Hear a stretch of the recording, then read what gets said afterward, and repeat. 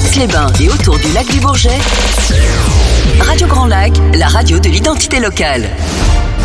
La 16/9e, l'actualité cinéma de Radio Grand Lac avec Kevin et Guillaume. Et bonsoir à toutes et à tous et bienvenue dans la 16/9e, votre émission sur l'actualité cinéma sur Radio Grand Lac 92.fm ou radiograndlac.com. Et pour ce soir, je suis hélas tout seul, all by myself, comme chantait Céline Dion, n'est-ce pas? Et tout simplement parce que Guillaume est en plein rétablissement, mais il nous reviendra prochainement en mars, puisque la semaine prochaine, exceptionnellement, nous ne ferons pas d'émission. Du coup, ce sera une émission un peu spéciale ce soir, une émission sans doute plus courte, avec un sommaire particulier, puisque nous allons commencer comme d'habitude avec les sorties de la semaine en première partie. Qu'est-ce qui va sortir dès demain dans les salles? Il y a 6 sorties en particulier, c'est assez vaste, c'est assez varié comme d'habitude, et j'espère qu'on va dénicher quelques pépites, puisque en seconde partie de cette soirée, nous allons parler des films de la semaine dernière, et je vais pas vous mentir que le bon film se fait rare. Il y a eu beaucoup de gros gadins, et nous allons en parler tous ensemble. Juste avant d'aborder en troisième partie, du coup, à la place d'un focus, je vous propose d'évoquer les sorties de la semaine prochaine. Donc pas à partir de ce mercredi, mais le mercredi suivant, avec sans doute l'une des plus grosses attentes cinématographiques de l'année, la fameuse deuxième partie de Dune. On en parlera directement, et puis on évoquera 2-3 autres sorties qui vont sans doute se faire éclipser par ce mastodonte, mais dont je pense il est important d'évoquer l'existence et peut-être la qualité supérieure. Donc, sans plus attendre, je vous propose de commencer avec les sorties de la semaine. Et cette semaine, on commence avec peut-être le film le plus attendu de cette semaine, c'est Une vie de James Hawes avec Anthony Hopkins, Johnny Flynn et Helena Bonham Carter. L'histoire se déroule à Prague en 1938, alors que la ville est sur le point de tomber aux mains des nazis. Nicolas Winton organise des convois vers l'Angleterre, où 669 enfants juifs trouveront refuge. Cette histoire vraie, restée méconnue pendant des décennies, est dévoilée au monde entier en 1988. On écoute un extrait de la bande-annonce assez émouvante. Dis-moi une chose, est-ce que tu penses aux enfants, à ce qu'ils ont pu devenir? Oui, ça m'arrive de temps en temps. Et toi?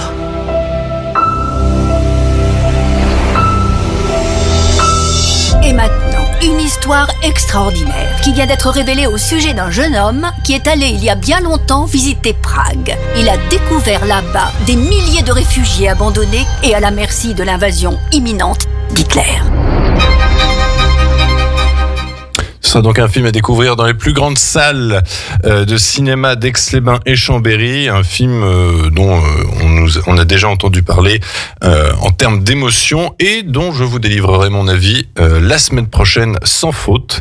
Certains ont eu la chance de le voir en avant-première hier soir, et les retours sont plutôt positifs, donc je pense qu'on peut y aller sans crainte. Autre sortie, cette fois-ci une comédie, c'est Les Chèvres, réalisé par Fred Cavaillé avec Danny Boone, Jérôme Commandeur et Claire Schust. L'histoire de Maître Pompignac, risé du barreau, pense avoir trouvé l'affaire de sa vie, défendre la jeune et innocente Josette, accusée à tort du meurtre d'un maréchal, mais c'était sans compter sur son adversaire, le redoutable et réputé Maître Valvert, et surtout sur Josette, qui s'avère n'est autre qu'une chèvre. On écoute un extrait tout de suite. C'est pour défendre une innocente. Elle s'appelle Josette. De quoi la question? De meurtre. Faites voir ce dessin. Josette, vous avez dit. Quel âge a-t-elle? 11 ans. Elle m'a entendu plaider dans l'affaire Grondin. Je suis confiant. Elle s'est dit que j'étais celui qui pouvait sauver cet enfant. Coupable! Vous savez qu'être avocat, c'est sauver son client, pas le faire condamner. Une enfant de... Ce sera donc une comédie à découvrir dans les salles des Toiles du Lac et du Pâté à Chambéry.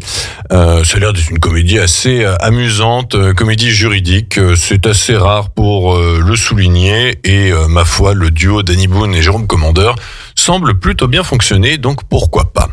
Autre sortie, cette fois-ci de l'animation, c'est Le Royaume des Abysses. C'est un film d'animation chinois réalisé par Tian Xiaopeng.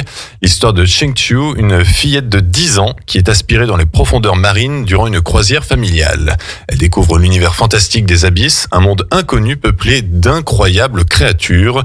Dans ce lieu mystérieux émerge le restaurant des abysses, dirigé par l'emblématique capitaine Nané. C'est un film que moi j'ai eu la chance de découvrir déjà il y a 15 jours à l'occasion du Nouvel An chinois et c'est un film assez bouleversant dont je vous propose d'écouter un petit extrait de la bande-annonce. Bienvenue dans un monde merveilleux. Et si vos rêves devenaient réalité? La légende du restaurant des abysses. Bonjour, y a quelqu'un? Notre patron est un véritable artiste. Ma cuisine est étincelante et futuriste. 3 étoiles? Oh oui, je suis riche. Un film d'animation donc à découvrir au Toile du Lac et Toile du Lac à Aix-les-Bains et Pâté à Chambéry. Et je vous le conseille chaudement. C'est un magnifique. Alors déjà visuellement c'est sublime.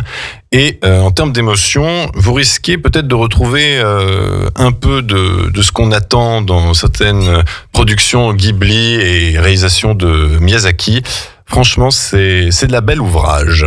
Autre sortie, cette fois-ci film français, c'est Le Successeur, le film de Xavier Legrand qui nous avait offert Jusqu'à la garde il y a de cela déjà 7 ans, qui a été assez impressionnant. Le Successeur, c'est cette fois-ci avec Marc-André Grondin, Yves Jacques et Anne-Elisabeth Bossé.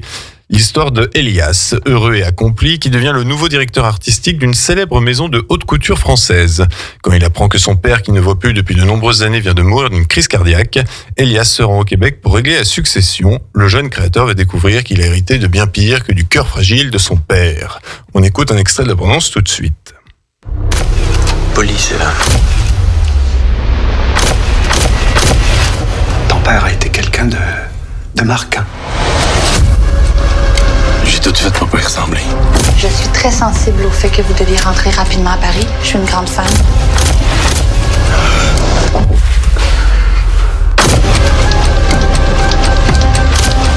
Un thriller mis en avant par de très bonnes critiques qui sera donc à retrouver au cinéma Victoria Aix-les-Bains et à l'Astrée à Chambéry.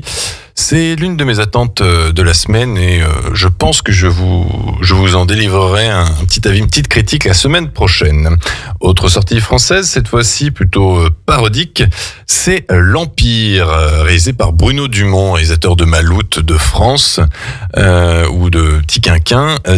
Donc cette fois-ci, L'Empire, c'est avec Fabrice Lucchini, Camille Cotin et Lina Coudry. Entre Maloute et la vie de Jésus, entre le ciel et la terre, Bruno Dumont nous offre une vision caustique, cruelle et déjantée de la guerre des étoiles. Et oui, c'est une parodie de Star Wars, dont je vous offre un petit extrait de la bande-annonce. Les temps sont proches. Sire, vous voici enfin parmi nous. Ne tardons pas. Nous livrons bataille pour la cause dont vous êtes la souveraine. Ici, sur la Terre. Vous avez pas vu un ovni? Un quoi? Un ovni. Les humains sont attachants. C'est pour cela que nous allons envahir la Terre tout entière.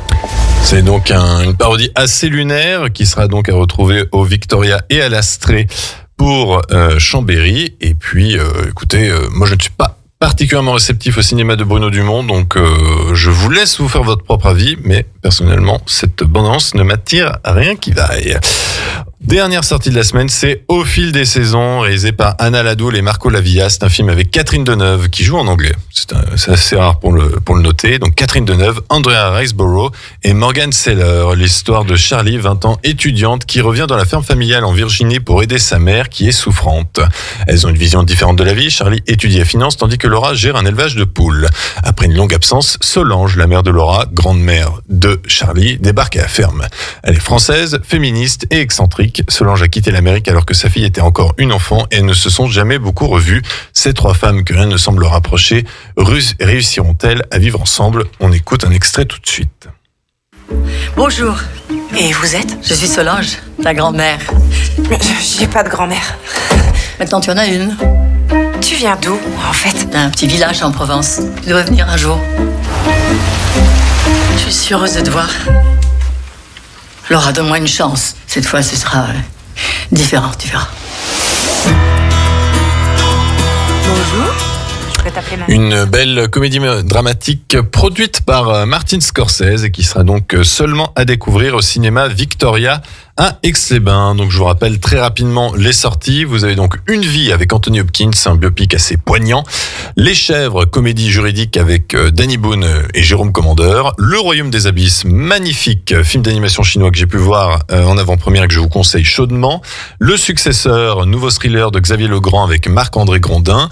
L'Empire de Bruno Dumont, donc c'est une parodie de Star Wars avec Fabrice Lucchini et Camille Cotin. Et enfin, Au fil des saisons, un drame avec Catherine Deneuve qui joue en anglais ou en français si vous décidez de voir le film en version doublée. C'est donc tout pour les sorties de la semaine. On se retrouve après une pause musicale pour évoquer les sorties de la semaine précédente et je vais pouvoir vous délivrer mon avis sur 4 sorties en particulier que sont Madame Web, Bob Marley, One Love, Chien et Chat, mais aussi Sans jamais nous connaître. Autant vous dire que ça va être assez salé en termes d'avis, mais il y a peut-être quelques films où on peut peut-être dénicher un petit plaisir, pas coupable, mais au moins c'est assez divertissant. En termes de pause musicale, je vous propose un titre de Mika un petit peu oublié. C'est le titre Kick-Ass, We Are Young, qui vient, comme son nom l'indique, du film Kick-Ass, sorti il y a déjà 14 ans. Et oui, ça nous rajeunit pas. On écoute cette chanson et on revient juste après. Sur les bords du lac du Bourget, la radio autrement. Radio Grand Lac. La 16/9e, l'actualité cinéma de Radio Grand Lac avec Kevin et Guillaume. Et rebonsoir à toutes et à tous. Vous êtes toujours dans la 16/9e, votre émission sur l'actualité cinéma, toujours sur Radio Grand Lac 92.fm ou radiograndlac.com. C'est Kevin et je suis tout seul ce soir. Guillaume est en plein rétablissement. Il nous reviendra donc au mois de mars. Et après avoir évoqué les sorties de la semaine, il est temps d'évoquer les sorties de la semaine précédente et même avant cela, d'évoquer les films que vous pouvez toujours voir en salle, qui sont toujours disponibles. Je vous conseille toujours Wonka, Migration, Tout sauf toi, une bonne comédie romantique, Argyle, La zone d'intérêt ou encore Le dernier Quentin Dupieux, Dali.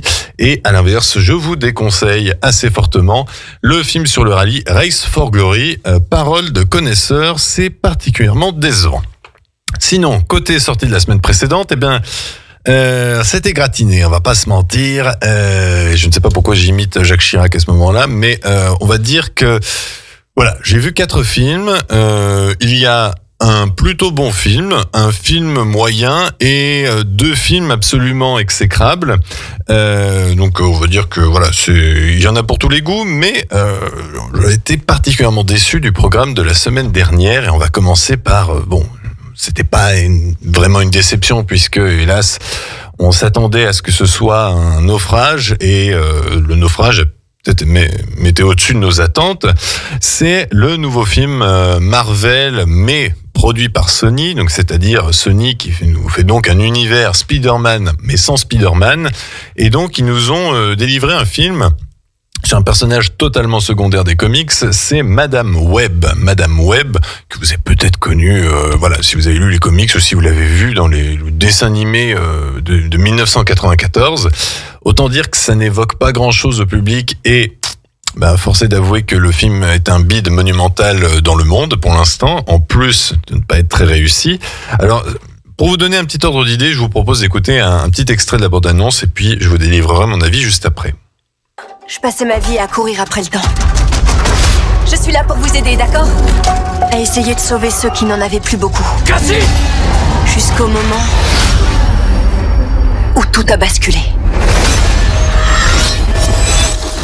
C'est donc l'histoire d'une héroïne qui a la capacité de voir l'avenir, une capacité assez intéressante et assez cinématographique. Hélas, le film ne parviendra jamais à rendre intéressant ou palpitant. Il n'y a aucun stress, c'est assez bateau. Le méchant interprété par Tahar Rahim est d'une pauvreté abyssale. On ne sait même pas pourquoi il est méchant. Il est juste méchant. En règle générale, ça pourrait suffire, mais lorsque le reste est bon, et là, hélas, rien n'est bon. Le scénario est ultra simpliste, même particulièrement mauvais.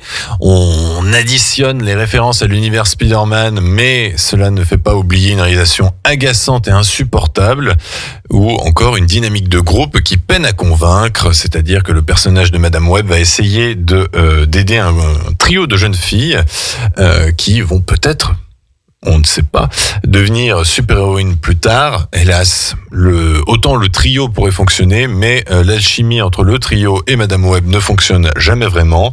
Il y a énormément de séquences ridicules jusqu'à la fin, donc au moins on peut dire qu'on n'est pas déçu de ce côté-là. Et les effets spéciaux sont passablement inintéressants, enfin vides, potables au mieux, ou franchement dégueulasse au pire. Donc c'est un film que je vous déconseille fortement. Je crois que je n'ai pas vu un mauvais film Marvel, un film Marvel aussi mauvais depuis Elektra, il y a 15 ans, même peut-être plus. Donc c'est un gros gadin dont je vous invite à éviter à tout prix. Autre sortie de la semaine dernière, cette fois-ci une sortie un petit peu plus attendue au tournant, puisque les biopics musicaux, on le vend en poupe. On aura cette année le biopic sur Amy Winehouse. On aura aussi le biopic sur Charles Aznavour avec Tahar Rahim qui doit arriver en novembre, si je ne m'abuse. Et puis l'année prochaine, on aura le biopic qui est déjà très très très attendu sur Michael Jackson. Mais avant cela, on a eu cette semaine le biopic sur Bob Marley, assez attendu par ses fans. Est-ce qu'ils ont été satisfaits ? J'ai l'impression quand même que les avis sont plutôt partagés. Cependant, le film est un succès pour l'instant dans les salles. C'est le meilleur démarrage cinématographique pour cette année en France. Et je pense que le film devrait rapporter un joli petit billet. On va écouter un petit extrait de la bande-annonce et puis je vais vous délivrer mon avis juste après. Won't you help to sing these songs of freedom, 'cause all I ever have, redemption songs. T'as écrit ça quand? Toute ma vie.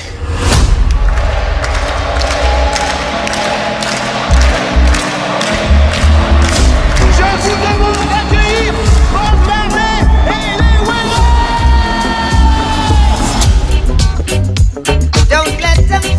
Ça va être un tube. Le reggae, c'est la musique du peuple. Vous êtes vraiment une superstar.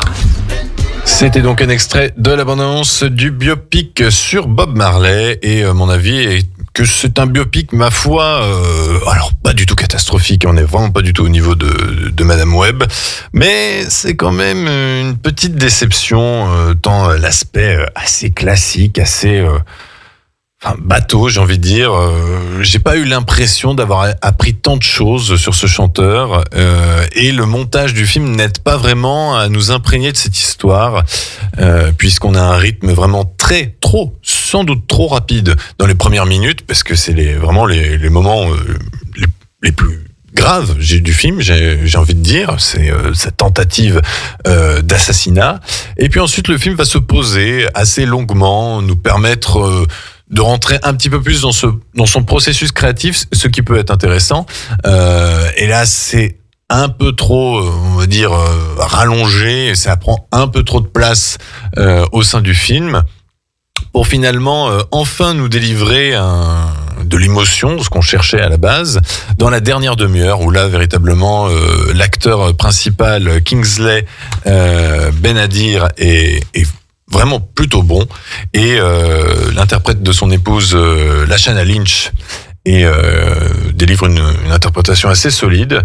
Et donc c'est dans ces moments-là que le biopic devient vraiment intéressant, même si voilà, il est sans surprise, il n'y a pas de véritable moment flamboyant, la réalisation est classique, et je crains que ce soit un de ces biopics où on apprend finalement peu de choses sur l'artiste, et je trouve ça bien dommage, puisque bon, si on a juste envie d'écouter les chansons de l'auteur, eh bien on n'a qu'à se mettre un bon CD et ça fera l'affaire. Donc Bob Marley, c'est une petite déception, ça reste tout à fait regardable, mais en termes de biopic musical, on a eu sans doute mieux. J'évoque comme ça peut-être pour moi le meilleur biopic musical qu'on a eu ces dernières années. Rocketman sur Elton John, ou encore le Elvis sorti l'année dernière, qui était particulièrement bon. Autre sortie à traiter qui nous vient donc de la semaine dernière, c'est Sans jamais nous connaître. C'est un drame réalisé par Andrew Hay avec Andrew Scott, Paul Mescal et Claire Foy. L'histoire d'un homme particulièrement seul qui a du mal à accepter, à faire le deuil de la mort de ses parents qui pourtant est intervenu plus de 30 ans. On va dire, en termes d'histoire, on va dire plus de 30 ans en arrière. Et donc, on va suivre cette acceptation du deuil où le personnage principal, va rendre visite de manière assez mystique à ses parents, discuter avec eux, pendant qu'au même instant, il commence une relation amoureuse avec son voisin, disons, un autre homme qui vit dans le même appartement. Ils sont pas techniquement voisins de palier, mais voilà, ils habitent juste à côté et ils se découvrent l'un l'autre. Et donc, on va écouter un extrait de la bande-annonce avant que je vous délivre mon avis. Je t'ai vu me regarder depuis la rue. J'imagine que tu vis seul. Je te vois jamais avec personne. Ce sont tes parents? Oui. Ils sont morts.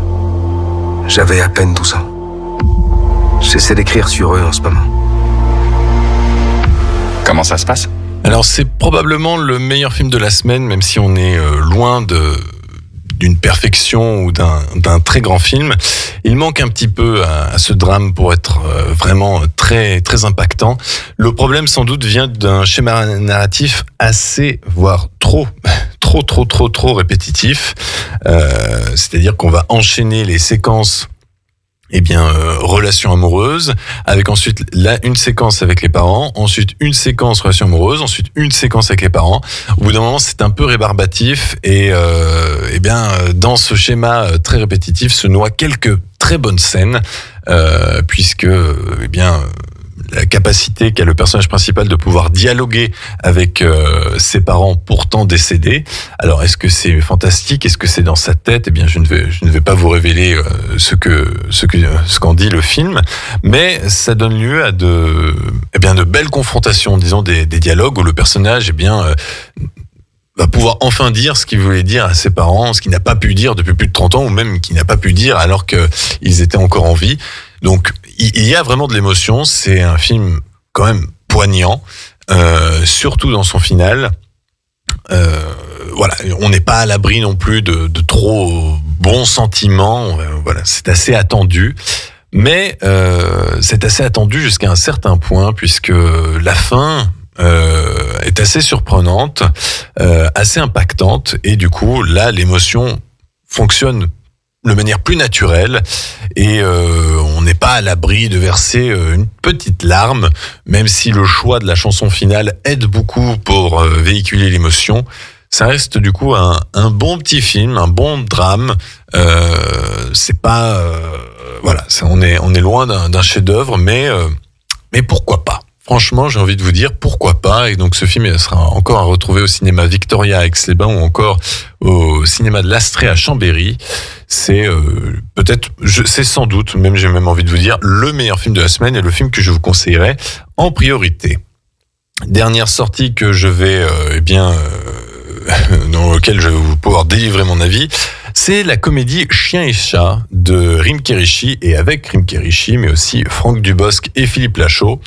On en riait un peu depuis un certain temps de cette comédie qui mélange une partie réelle, live action avec des vrais acteurs, et une partie plutôt animée avec donc un chien et un chat, dont on va pas se mentir, l'animation est particulièrement ratée, dépassée, pas finie. Je ne sais pas quel adjectif on pourra donner. On va écouter un petit extrait de la bande-annonce et puis je vais vous donner mon avis assez salé. Prendre un selfie? Oui, bien sûr. Non, juste avec Diva. Je vais te faire bouffer ta couche, espèce de clochard.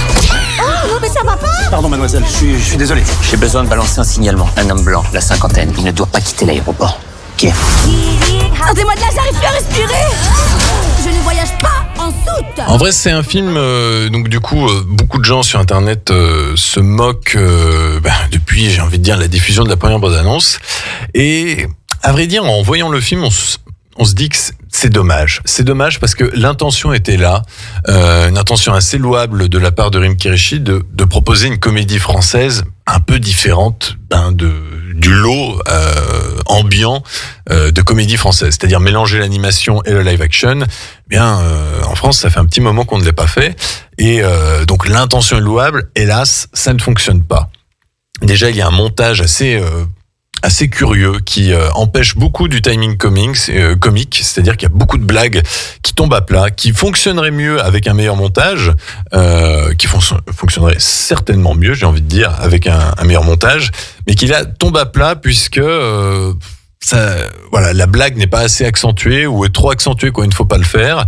Et puis à côté de ça, on a l'animation donc du chien et du chat, Diva et Chichi, qui est assez déplorable, assez pas fini, pas terminé, et du coup on a de magnifiques décors de forêts enneigées au Canada et aux États-Unis, et au milieu de ça vous avez 2 verrues, et c'est assez choquant et assez décevant. Donc franchement dommage, parce que on sentait qu'il y avait quand même quelque chose.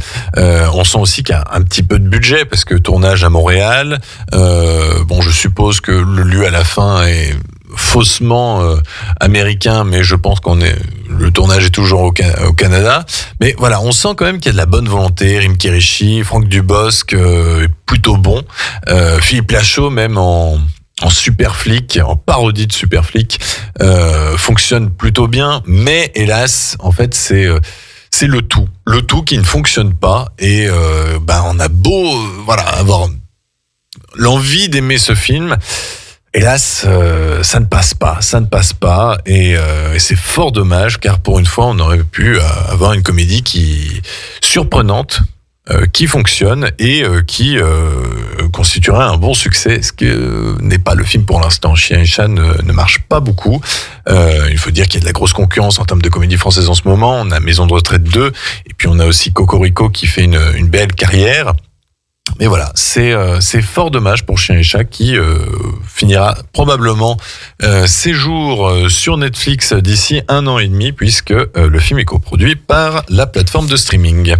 C'est donc tout pour cette partie sur les films de la semaine dernière. Donc je vous déconseille Madame Web et Chien et chat. Je vous invite à faire votre propre avis sur Bob Marley. Si vraiment vous êtes attaché au personnage, il y a peut-être quelque chose, il y a de l'émotion que vous allez avoir. Je doute cependant que vous parveniez à trouver vraiment de nouvelles informations ou quelque chose que vous ignorez sur le chanteur. Et par contre, je vous invite à, pourquoi pas, découvrir Sans jamais nous connaître, qui peut constituer une petite pépite, le bon petit drame du dimanche après-midi, j'ai envie de dire, celui qu'on a envie de regarder sous un plaid et avec une bonne tasse de thé. Et bien là, pourquoi pas ne pas le regarder dans une salle de cinéma et le découvrir et bien nous émouvoir.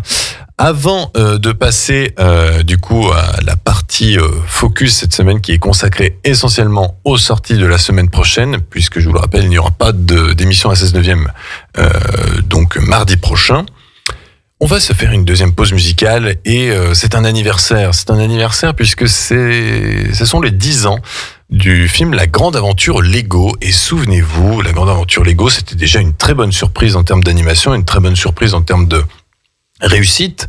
On ne pensait pas qu'un film basé sur une marque de jouets pouvait être aussi touchant et aussi vraiment réussi visuellement. Eh bien, c'était aussi une réussite musicale. Disons qu'il y a eu un petit tube par Tegan and Sara. C'est Everything is Awesome. On écoute ça et on revient juste après. Entre lac et montagne, Radio Grand Lac, votre radio. La 16/9e, l'actualité cinéma de Radio Grand Lac avec Kevin et Guillaume. Et rebonsoir à toutes et à tous. Vous êtes toujours dans la 16/9e, votre émission sur l'actualité cinéma sur Radio Grand Lac 92.fm ou radiograndlac.com. Et c'est toujours Kevin, toujours tout seul. Et pour finir cette émission, eh bien, nous allons nous attarder sur les sorties de la semaine prochaine, puisque exceptionnellement, il n'y aura pas de 16/9e la semaine prochaine. Et du coup, eh bien, voilà, on était quand même obligé d'évoquer les futures sorties, puisque grosses attentes oblige, c'est même le plus gros blockbuster attendu dans cette année, même attendu de l'année dernière, puisqu'il a été moult fois reporté, c'est la deuxième partie de Dune. Alors Dune, toujours réalisé par Denis Villeneuve, avec Timothée Chalamet, Zendaya, Rebecca Ferguson, Florence Pugh, Léa Seydoux, Stellan Skarsgård, Josh Brolin, Christopher Walken, enfin bref, voilà, Austin Butler, enfin un casting monumental comme à son habitude. Et dans cette deuxième partie, Paul Atreides s'unit à Chani et aux Fremen pour mener la révolte contre ceux qui ont anéanti sa famille. Hanté par de sombres prémonitions, il se trouve confronté au plus grand des dilemmes, choisir entre l'amour de sa vie et le destin de l'univers. On écoute un extrait de la bande-annonce tout de suite. Pas bien. Je suis là. Ça faisait longtemps que t'avais pas fait un de tes cauchemars. Raconte-moi, de quoi tu es arrivé? Ce ne sont que des fragments. Rien n'est clair. Vous combattez les Harkonnen depuis des décennies. Charge! Cette deuxième partie sera donc à découvrir au cinéma Toile du Lac et Pathé, non seulement à partir de mercredi prochain, mercredi 28 février, mais dès ce mardi 27 février, puisque plusieurs avant-premières sont prévues, que ce soit au Toile du Lac, au Pathé à Chambéry ou encore à l'Astrée, si vous souhaitez voir le film en version originale, ce qui, je pense, sera mon cas. Voilà, c'est Dune 2, c'est, je pense, l'une des pépites qu'on va avoir cette année. J'espère ne pas être déçu. Nous vous en parlerons donc probablement, même sans doute, début mars avec Guillaume. On s'attardera même assez longuement sur ce film puisque nous ferons une spéciale consacrée au réalisateur Denis Villeneuve. Et il y a beaucoup de choses à dire puisqu'il y a quand même pas mal de bons films. Sicario, Blade Runner 2049, Premier Contact, et puis la première partie de Dune, évidemment. Autre sortie prévue donc le mercredi 28 février, c'est Black Tea de Abderrahmane Sissako qui nous avait délivré Timbuktu, qui était le César du meilleur film il y a de cela plus de 10 ans. Black Tea, cette fois-ci, c'est avec Nina Melo, Han Chang et Wu Kechi. C'est l'histoire de Aya, une jeune femme ivoirienne d'une trentaine d'années qui émigre en Chine où elle travaille dans une boutique d'export de thé avec Kai, un Chinois de 45 ans. Aya et Kai tombent amoureux, mais leur histoire survivra-t-elle au tumulte de leur passé et aux préjugés? J'avoue que c'est une histoire dramatique dont je ne peux pas vous passer un extrait compte tenu du fait qu'il n'y a pas de version française. Mais ça a l'air d'être une belle histoire, et bien sûr un mélange de cultures, un choc de culture, et puis aussi ça permet d'évoquer tout ce qui est l'apprentissage du thé, qui est un art assez complexe. Et donc Abderrahmane Sissako s'exporte du coup en Chine et je pense va délivrer un magnifique petit film qui sera donc à découvrir au cinéma Victoria ou encore au cinéma à l'Astrée à Chambéry, donc à partir du mercredi 28 février. Autre film qui sera sans doute à découvrir dans vos cinémas d'art et essai, c'est Madame de Sévigné de Isabelle Brocard avec Karine Viard, Anna Girardot et Cédric Kahn. L'histoire se déroule donc au milieu du XVIIe siècle. La marquise de Sévigné veut faire de sa fille une femme brillante et indépendante, à son image. Mais plus elle tente d'avoir une emprise sur le destin de la jeune femme, plus celle-ci se rebelle. Mère et fille expérimentent alors les tourments d'une relation fusionnelle et dévastatrice. De ce ravage va naître une œuvre majeure de la littérature française. On écoute un extrait de la bande-annonce tout de suite. Je veux que vous ayez la place que vous méritez. Je vous veux heureuse, indépendante et maîtresse de votre destinée.